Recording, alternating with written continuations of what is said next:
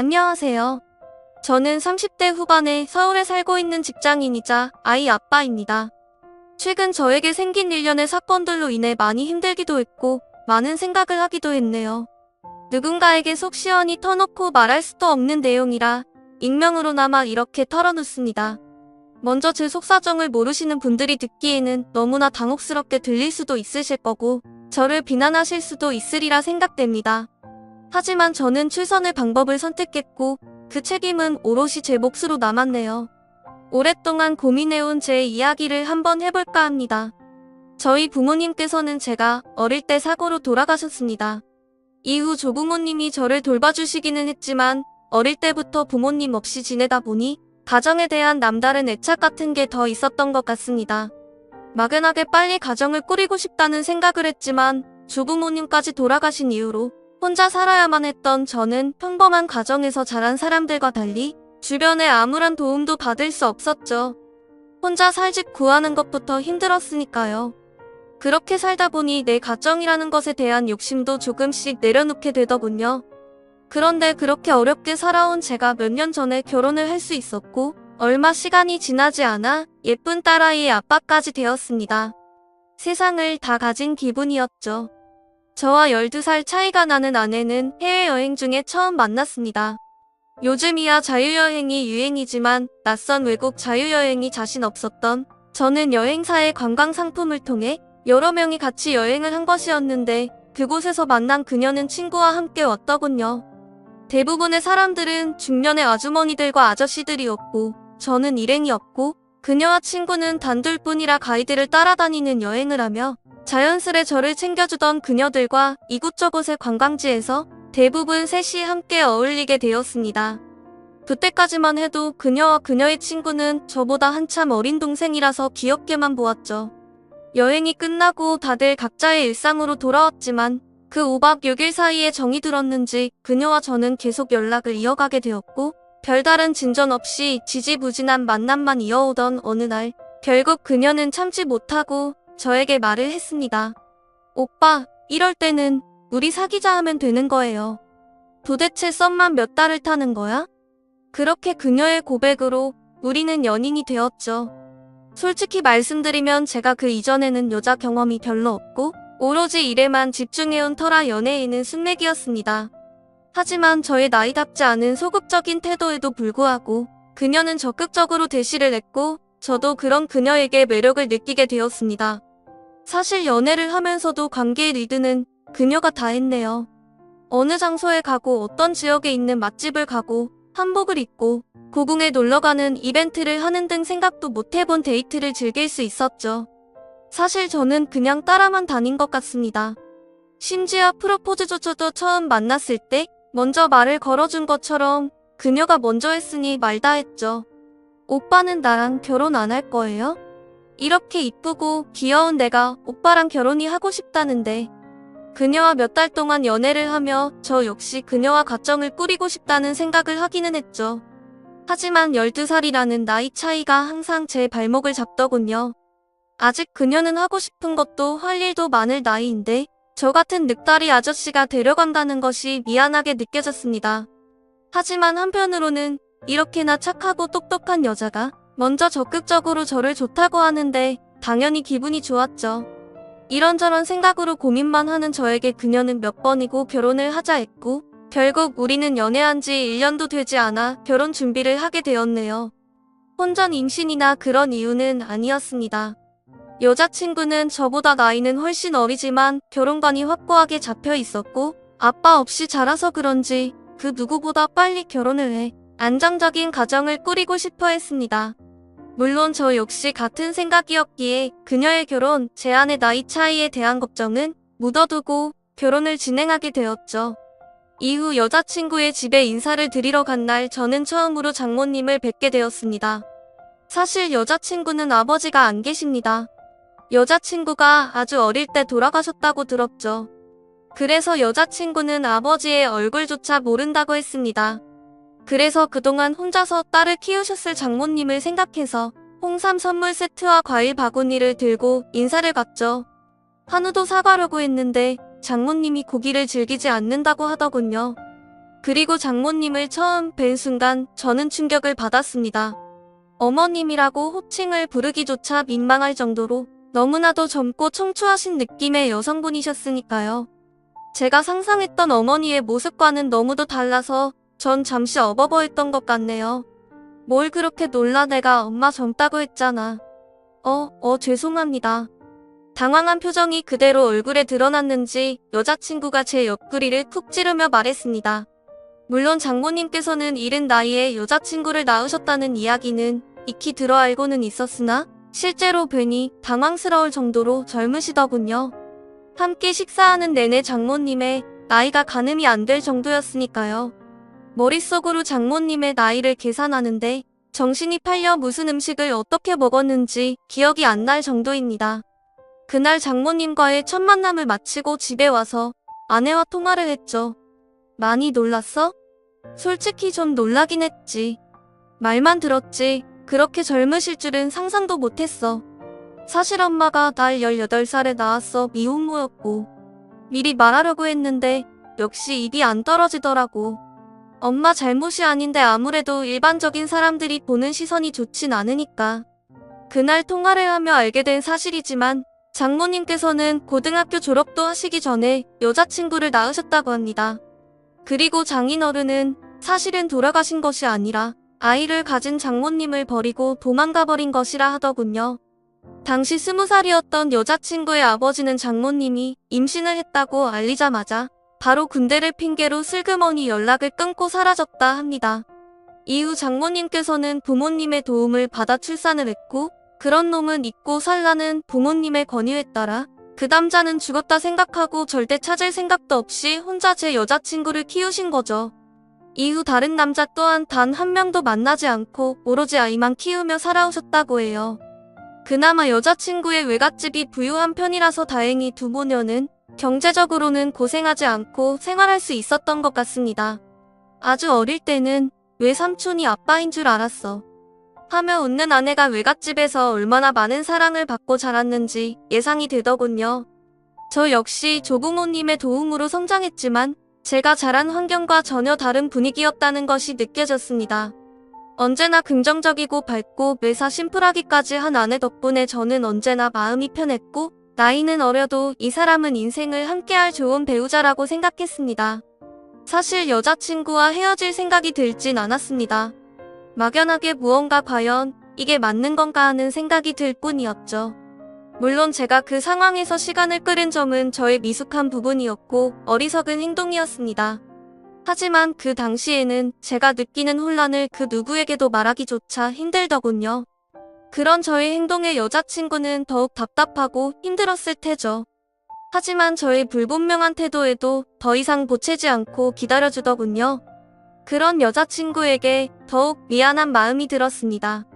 그렇게 장모님께 인사를 드린 후 3달 정도 아무런 진전 없이 지내고 있던 어느 날 장모님께서는 자신의 특별한 가정서 때문에 이 결혼이 멈췄다고 생각을 하셨는지 저에게 따로 연락을 해 만나자고 하시더군요. 그렇게 따로 만난 자리에서 장모님은 저에게 말씀하셨습니다. 나 자신과 내 딸의 인생은 완전히 별개라는 걸 알아둬요. 우리 딸은 정말 독립적인 아이죠.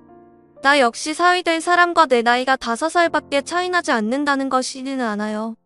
장모로서 사위를 편하게 대하는 것도 쉽지 않고 다른 사람의 구설에 오르내릴 수 있다는 생각도 했어요. 하지만 나도 노력하는 중이에요. 그리고 두 사람이 결혼한 후에는 둘만의 가정을 만들어서 행복하게 살면 되는 거죠. 그러니 나에 대한 어떤 생각도 딸 아이와의 결혼을 결정하는데 영향을 미치지 않았으면 좋겠네요. 그리고 두 사람이 확실하게 결혼을 결정하고 나면 나 역시 사위를 편하게 대할 거예요. 말도 놓을 거고요.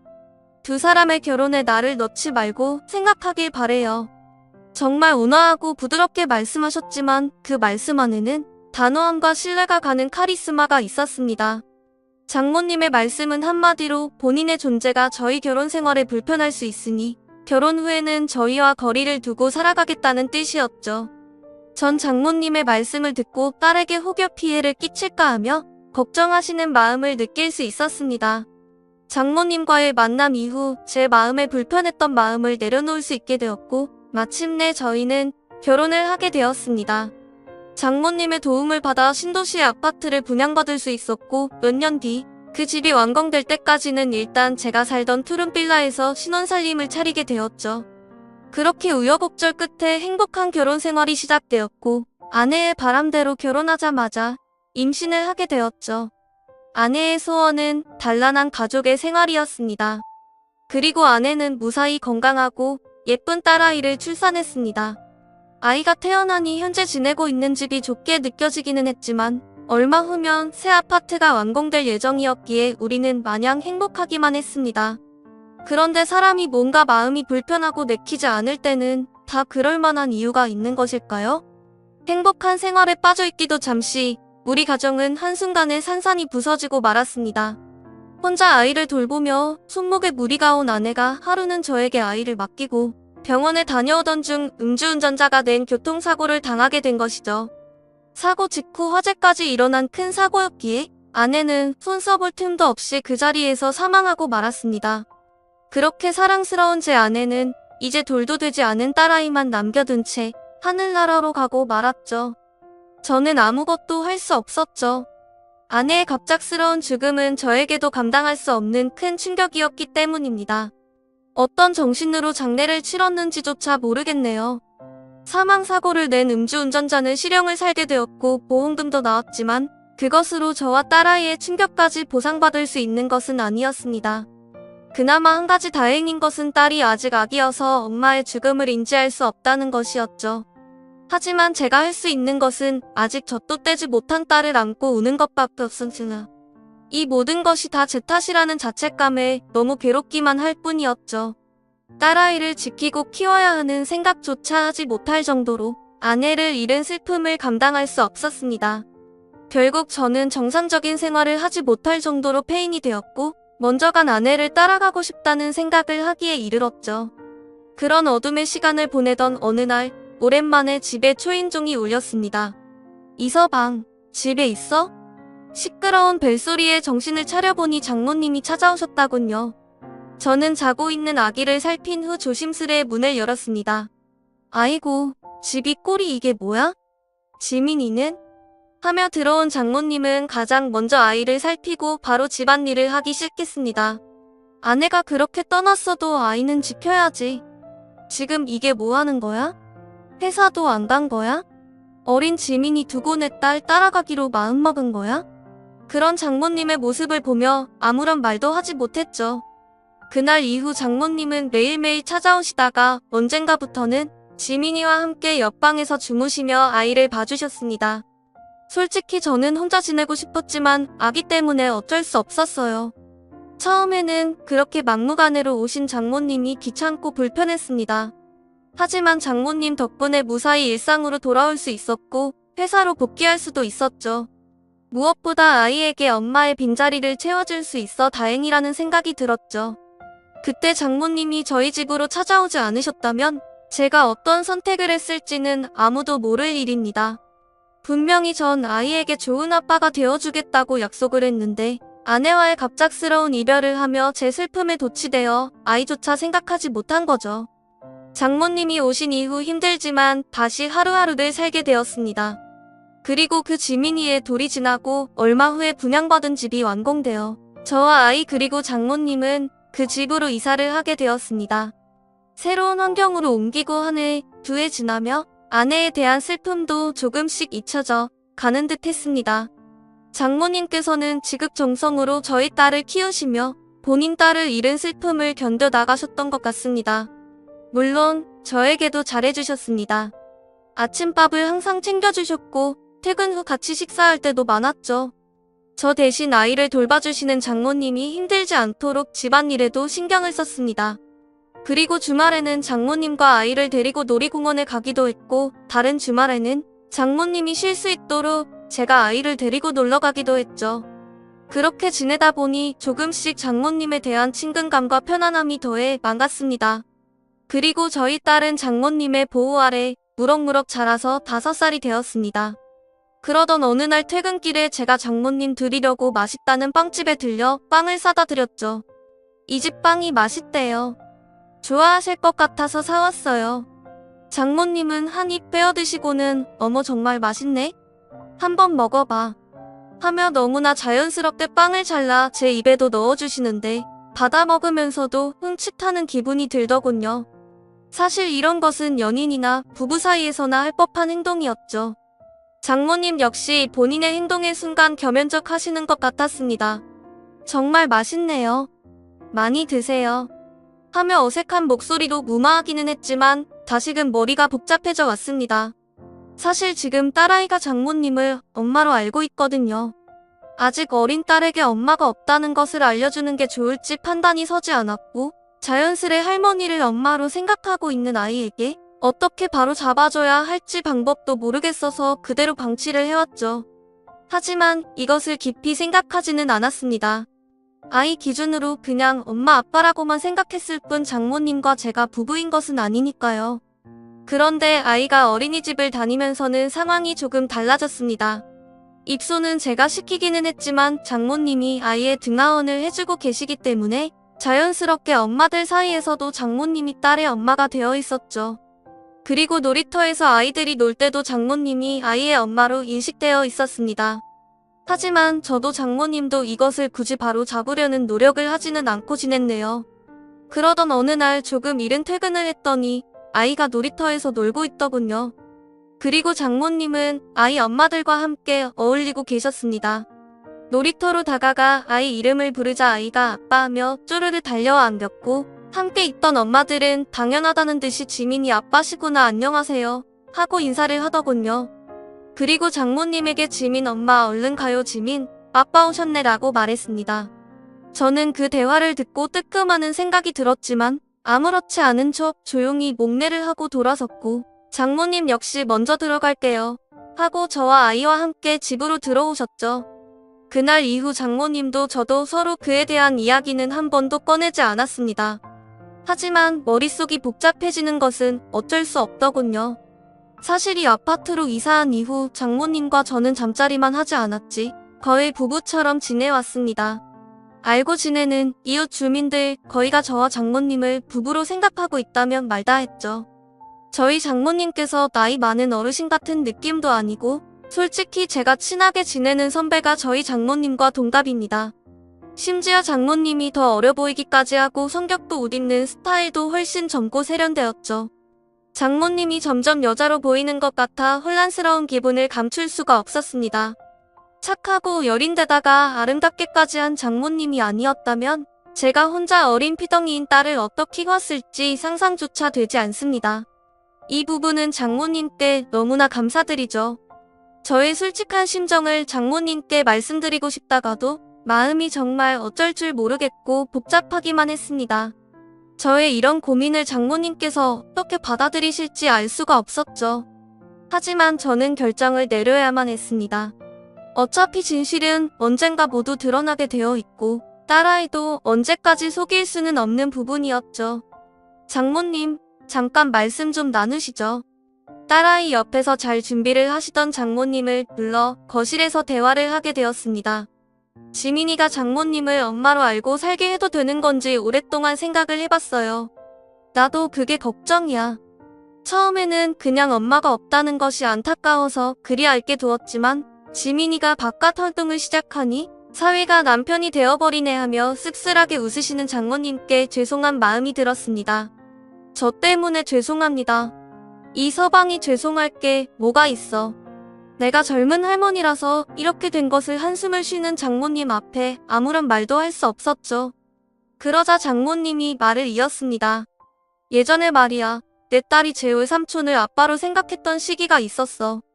처음엔 아빠가 없는 것이 너무 마음이 아파서 그냥 뒀는데 나중에 아빠가 아니라 외삼촌이라는 것을 알고 얼마나 속상해 하던지 미리 말해주지 못한 것이 너무 미안했어.